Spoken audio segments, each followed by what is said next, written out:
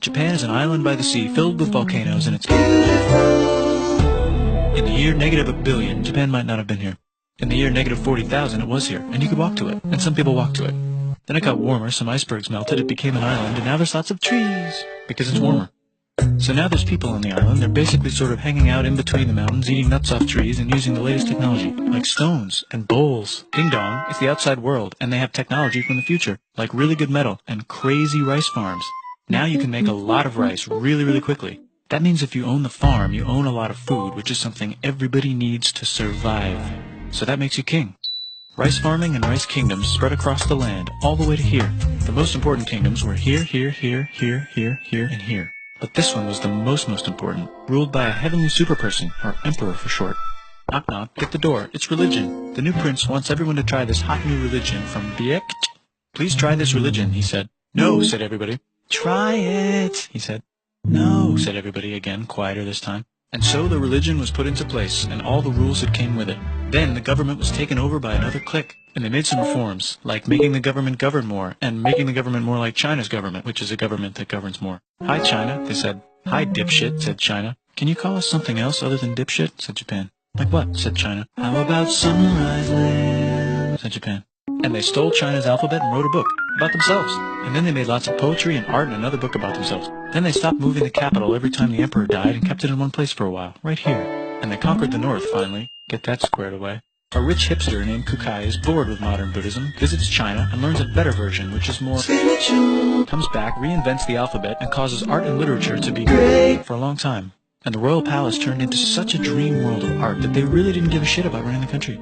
So if you live outside the palace, how are you supposed to protect your shit from criminals? Hire a samurai. Everyone started hiring samurai. Rich, important people hired samurai. Poor people who could not afford to hire samurai did not hire samurai.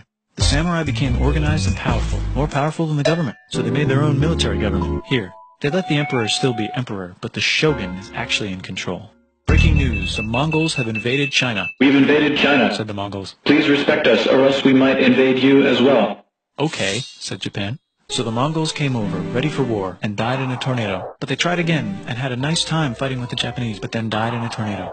Then the emperor overthrows the shogunate. Then the shogunate overthrows him back and moves to Kyoto and makes a new shogunate. And the emperor can still dress like an emperor if he wants, that's fine. Now there's more art. Like painting with less colors, collaborative poetry, plays, monkey fun, tea parties, gardening, architecture, flowers. It's time for who's going to be the next shogun. Usually it's the shogun's kid, but the shogun doesn't have a kid. So he tries to get his brother to quit being a monk and be the next shogun. He says okay, but then the shogun has a kid. So now who's it going to be? Vote now on your phones. And everyone voted so hard that the palace caught on fire and burned down. The shogun actually didn't care. He was off somewhere doing poetry. And the whole country broke into pieces. Everyone is fighting with each other for local power, and it's anybody's game.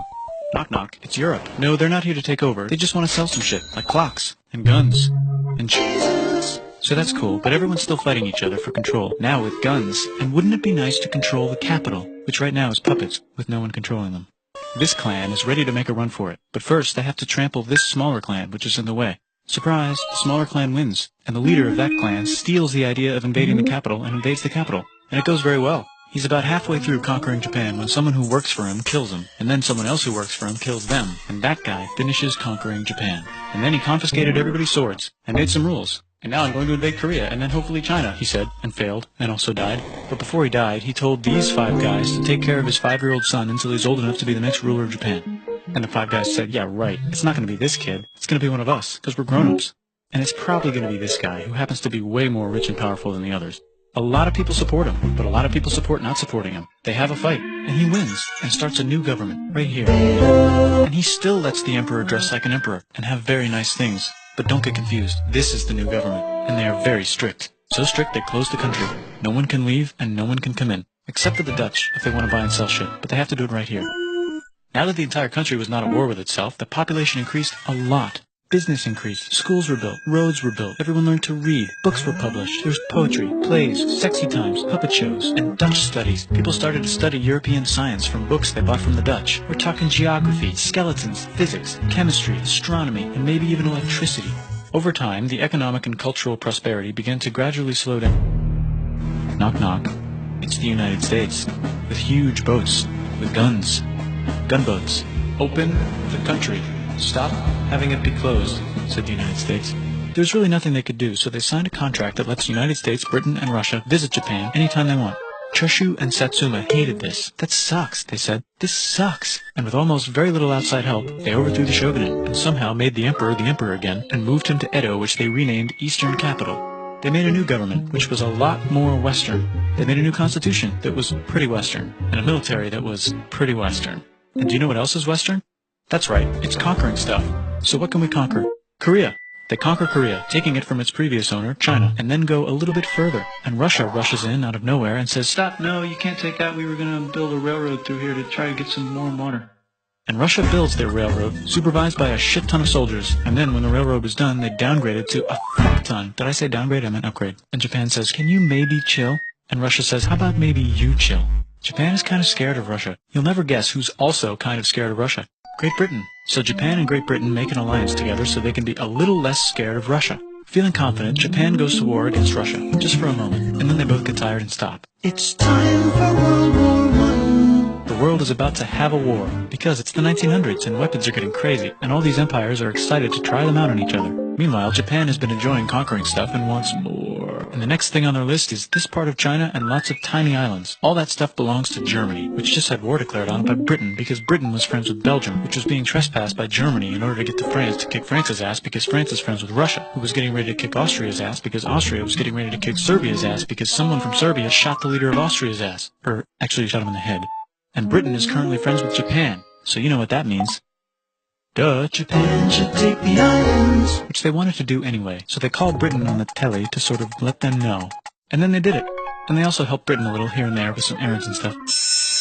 Now the war is over, and congratulations, Japan, you technically fought in the war, which means you get to sit at the negotiating table with the big dudes, where they decided who owns what. And yes, Japan gets to keep all that shit they stole from Germany. You also get to join the post-war mega alliance, the League of Nations, whose mission statement is to try not to take over the world.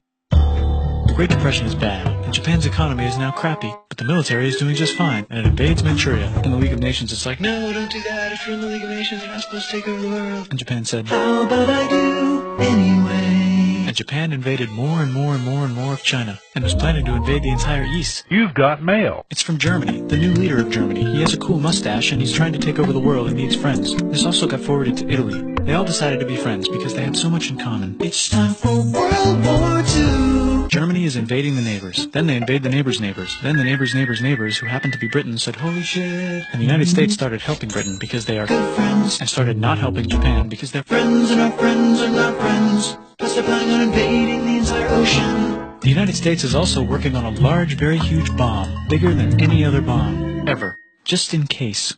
But they still haven't joined the war. War looks bad on TV, and the United States is really starting to care about their image. But then Japan spits on them in Hawaii and challenges them to war. And they say yes. And then Germany, as a symbol of friendship, declares war on the United States also. So the United States goes to war in Europe, and they help the gang chase Germany back into Germany. And they also start chasing Japan back into Japan. And they haven't used the bomb yet, and are curious to see if it works. So they drop it on Japan. They actually drop two.